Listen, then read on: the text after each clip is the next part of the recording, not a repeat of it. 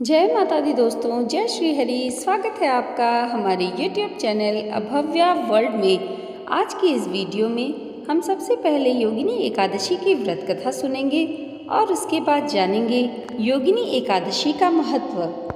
योगिनी एकादशी व्रत कथा के अनुसार स्वर्गधाम की अलकापुरी नामक नगरी में कुबेर नाम का एक राजा रहता था। वह शिव भक्त था और प्रतिदिन शिव की पूजा किया करता था। हेम नाम का एक माली पूजन के लिए उसके यहाँ फूल लाया करता था। हेम की विशालाक्षी नाम की सुंदर स्त्री थी। एक दिन वह मानसरोवर से पुष्प तो ले आया, लेकिन कामासक्त होने के कारण वह अपनी स्त्री से हास्य विनोद तथा रमण करने लगा। इधर राजा उसकी दोपहर तक राह देखता रहा। अंत में राजा कुबेर ने सेवकों को आज्ञा दी कि तुम लोग जाकर माली के न आने का कारण पता करो, क्योंकि वह अभी तक पुष्प लेकर नहीं आया है। सेवकों ने कहा, महाराज, वह पापी अति कामी है, अपनी स्त्री के साथ हास्य विनोद और रमण कर रहा होगा। यह सुनकर कुबेर ने क्रोधित होकर उसे बुलाया। हेममाली राजा के भय से कांपता हुआ उपस्थित हुआ। राजा कुबेर ने क्रोध में आकर कहा, अरे पापी, नीच कामी, तूने मेरे परम पूज्य ईश्वरों के ईश्वर श्री शिव जी महाराज का अनादर किया है, इसलिए मैं तुझे श्राप देता हूँ कि तू स्त्री का वियोग सहेगा और मृत्युलोक में जाकर कोढ़ी बनेगा। कुबेर के शाप से हेममाली का स्वर्ग से पतन हो गया और वह उसी क्षण पृथ्वी पर गिर गया। भूतल पर आते ही उसके शरीर में श्वेत कोढ़ हो गया। उसकी स्त्री भी उसी समय अंतर्ध्यान हो गई। मृत्युलोक में आकर माली ने महान दुख भोगे।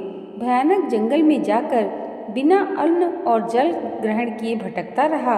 रात्रि को निद्रा भी नहीं आती थी, परंतु शिव जी की पूजा के प्रभाव से उसको पिछले जन्म की स्मृति का ज्ञान अवश्य रहा।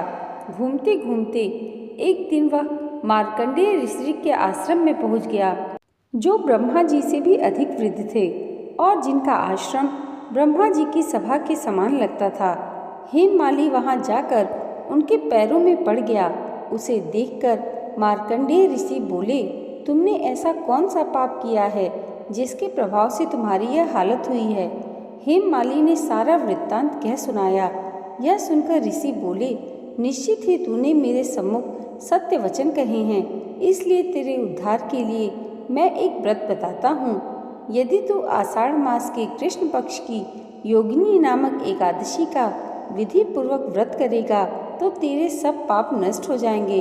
यह सुनकर हेममाली ने अत्यंत प्रसन्न होकर मुनि को साष्टांग प्रणाम किया। मुनि ने उसे स्नेह के साथ उठाया। हेममाली ने मुनि के कथानुसार विधि पूर्वक योगिनी एकादशी का व्रत किया।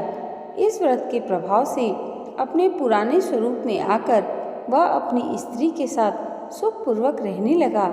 अतः इस व्रत से समस्त पाप दूर हो जाते हैं और अंत में स्वर्ग प्राप्त होता है। इति श्री योगिनी एकादशी व्रत कथा। दोस्तों, योगिनी एकादशी व्रत कथा के बाद आइए जानते हैं योगिनी एकादशी का महत्व। धार्मिक मान्यता के अनुसार योगिनी एकादशी व्रत सभी पापों को दूर करने वाला माना जाता है। तीनों लोकों में प्रसिद्ध यह एकादशी श्री लक्ष्मी विष्णु जी के पूजन के लिए बहुत ही खास है। अतः परलोक में मुक्ति तथा सभी पापों को नष्ट करने वाली है। भगवान श्री कृष्ण ने इस एकादशी के संदर्भ में कहा है कि योगिनी एकादशी का व्रत 88,000 ब्राह्मणों को भोजन कराने के बराबर फल देता है। शास्त्रों में इस एकादशी व्रत के दिन उपवास करने का बहुत अधिक महत्व कहा गया है। मान्यता अनुसार योगिनी एकादशी व्रत करने की इच्छा रखने वाले को दशमी के दिन से ही कुछ खास बातों का ध्यान रखना पड़ता है तथा सावधानी पूर्वक नियमों का पालन करते हुए एकादशी व्रत करना चाहिए। यह एकादशी हर संकट से मुक्ति, उपद्रव, दरिद्रता तथा पापों का नाश करने वाली मानी गई है। योगिनी एकादशी इतनी महत्वपूर्ण मानी गई है कि यह सभी तरह की मनोकामना पूर्ण करने के साथ ही मोक्ष देने वाली तथा सभी प्रकार के श्रापों से मुक्ति दिलाने वाली मानी गई है।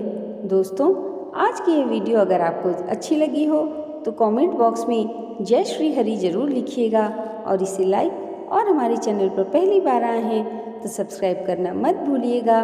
प्रभु श्री हरि की कृपा आप सबके जीवन पर सदैव ऐसे ही बनी रहे, इसी मंगल कामना के साथ मिलते हैं अगली वीडियो में। तब तक के लिए जय माता दी, जय श्री हरि।